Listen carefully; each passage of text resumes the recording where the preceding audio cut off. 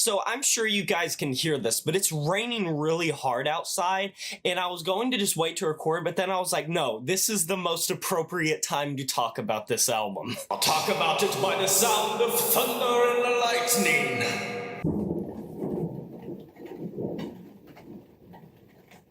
Oh yeah. Hey review family, keep it high, keep it tight. My name is Jay Morse, a review guy, and I'm back again to bring you another video, and in this one I'm covering the new Possess album, Revelations of Oblivion. I apologize that it has taken so long for this review to come out. I've been processing this album, I've been going over it over and over and over because this is such a major, huge album, and I'm not sure by now how many people are actually going to see this review, but I try to make it refined. What can I say? I'm a perfectionist. It's impossible not to respect Possess. They are such a huge voice in heavy metal. They were formed in 1983, and they are called one of the first, if not the first, death metal band. They've had a tumultuous lineup, not little of which featured Larry Lalonde, who featured with them back in the 80s, but eventually went on to Primus. They've disbanded and came back quite a few times, and through their strenuous lineup changes, they have not really released that much material considering how long they've been around.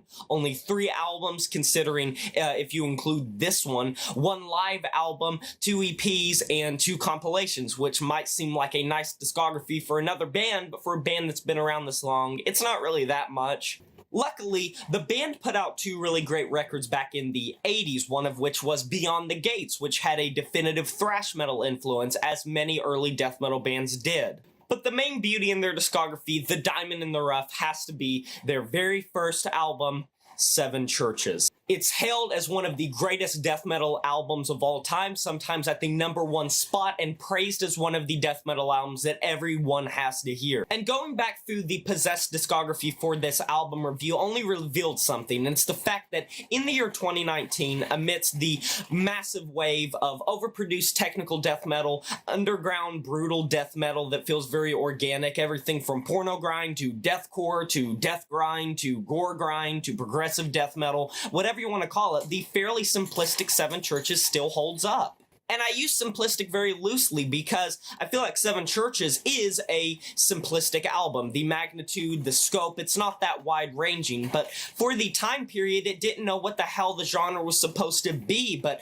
it didn't really care. It set the framework for everything that came after it. It was just this formless blob with nowhere to go but up. They innovated all while crafting a record that they didn't know was going to be as hard-hitting and timeless as it was. But here we are, right as the rain is crescendoing. In the year 2019, Possess has made their 3rd studio-length album, come back with Revelations of Oblivion.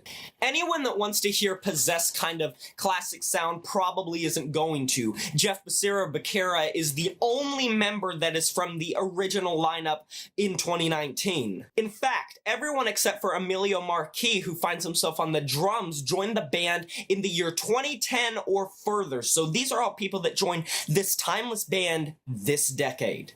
I would compare this album more to Beyond the Gates than 7 Churches. Whereas 7 Churches remained very much in the classic death metal wheelhouse, especially with Jeff's just growled, raspy, kind of screamed delivery, this album finds him going in more of a thrash metal, instrumental kind of point of view, to the point where a lot of these instrumentals don't really sound like death metal instrumentals, but sound more like thrash metal instrumentals, especially early thrash metal instrumentals. Perhaps it's because the genre as a whole has become more idiosyncratic. Perhaps it's because it's become more proficient or even predictable. Or maybe it's just because Possessed has aged through so many different variations of the genre that they call home, and so many different decades that the genre has evolved and flourished and had so many offshoots and subgenres. They didn't really know what to do, so they just decided to return to their roots, with thrash metal and death metal being kind of a hybrid mix and not so far apart in terms of the kind of family. Like, no one can tell me that the fast guitars on No More Room in Hell don't sound like an 80s thrash metal track, especially when they go full-on chug mode, and especially with Jeff's shrieked, raspy vocal delivery.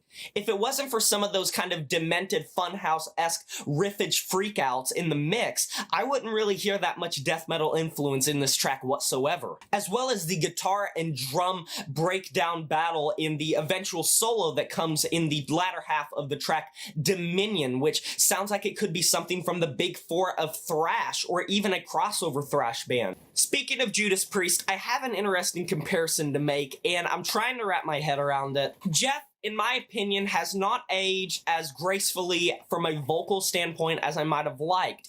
Rob Halford of Judas Priest has, and he's like a aged fine wine, or like a very aged, refined wheel of cheese, because the band just released one of their best records of all time, Firepower, back in 2018. Whereas Jeff's vocal approach on this album just feels very derivative, diluted, and more dime a dozen than I probably would have liked. These raspy vocals are his staple, I understand that, and it really does add to that thrash metal feel, but to be honest, I wasn't able to get behind it that much. And funny enough, it's a style of vocals you don't hear much in death metal nowadays, and amongst these crashing riffs, slapping bass, monstrous drums, and all things in between, it fits, but it's not standing out. Meaning, maybe if it was a little bit better, it would have done it a bit better, and it would have hit the mark more. Perhaps his vocals are just simply aged for the genre, or maybe he hasn't improved much, but when I go back and listen to an album like Seven Churches,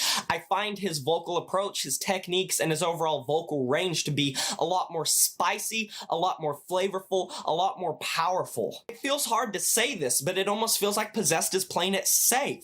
That being said, the building drums and guitar on the track Damn that does this introduction sounds like the introduction to a massive rocking thrash metal track, and sure enough, it becomes that.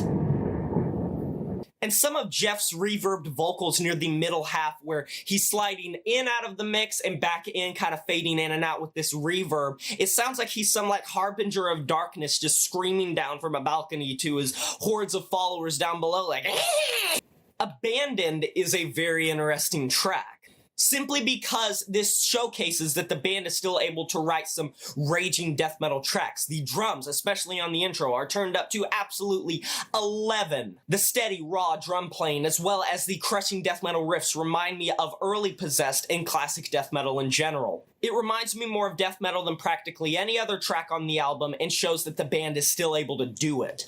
Omen is one of the weirdest tracks from a vocal standpoint. Some of Jeff's vocals can make him sound like some sort of warped cave goblin in kind of an Iron Maiden or a Judas Priest-esque vocal delivery, only if it was put to like a half death metal, half thrash metal instrumental. Unfortunately, some of these vocals can be a little bit intrusive, and though I do like how they can slide in and out with that reverb once again, they do like serve as a little bit of a roadblock to the enjoyability of this track, and can feel a little bit out of place with this instrumentation, sometimes bordering on spoken word at some points. And considering this track reaches up past the 6.5 minute mark, it's impossible to ignore. This album's faults, I don't believe, lie solely in the hands of Possessed. I think it lies more in the hands of the genre. There's a contrast nowadays in death metal of heavily edited, just super mechanical tech death, and very organic, raw, brutalized death metal in the underground. And Possessed finds themselves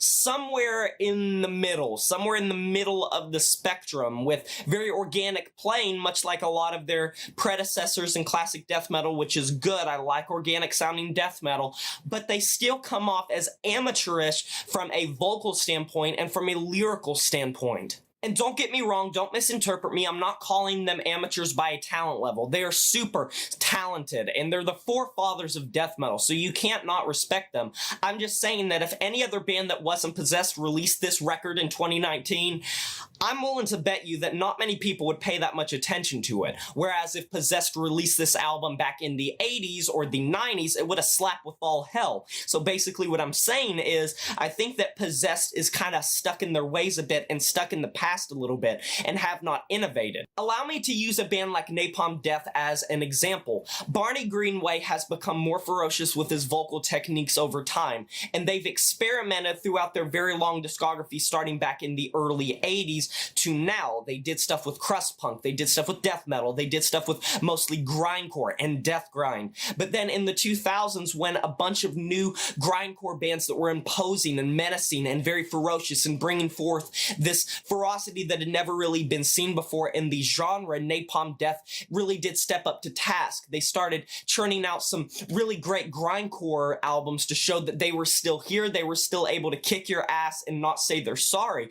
But Possessed just doesn't seem to have that to them. They don't seem to compete with a lot of the other death metal bands across the entire spectrum, both edited, both non-edited, and raw, all things in between. I feel like Possessed comes up short of battling against some of the better records in the genre. I like the thrash and death metal hybrid instrumentation, but so much of it feels so dime a dozen that it is off-putting, and Jeff might not be at the top of his game, but he's still given a lot of passion and a lot of grit. And dare I say, the lyrics, they sound cliche and tropish by today's standards, and might I emphasize that, by today's standards. But the mixing, thank God, does remain organic and heavy and raw, which is an aesthetic that was kind of prior, that a lot of their predecessors had as well. It hurts me to say this, but as a heavy metal listener, I don't think that Possessed really translates as well in the year 2019 as they did back in the 80s, and it's not a bad album by their standards, but it is a bad album by stylistic standards, and unknowingly, I think Possessed created a very dime a dozen death metal album here with not much depth to it, not much dimension to it. But nonetheless, I highly suggest checking this album out because Possessed is such a forefather of the genre. They are the forefathers, and if you like death metal, they're a must. You have to listen to them, and I highly suggest this album as well, even if it is by far, in my opinion, weakest of all of their albums, all of their EPs. I encourage you to check this album out and then go back to their earlier discography because it's solid, and you certainly will not regret it. It's still a fairly solid record, I just don't think it's anything more than that. I'm gonna be giving this album a 6 out of 10, and that is a wrap. Please stay for the end screen on links and videos that you might be interested in. Comment below what you thought of this album down below. Subscribe if you're new to the channel, it'll help me out a lot. And like this video if you enjoyed it. Smash that notification bell to be notified of my future uploads. And I'll talk to you next time. My name is Jay Morris, the Review Guy, and I'm signing off saying farewell.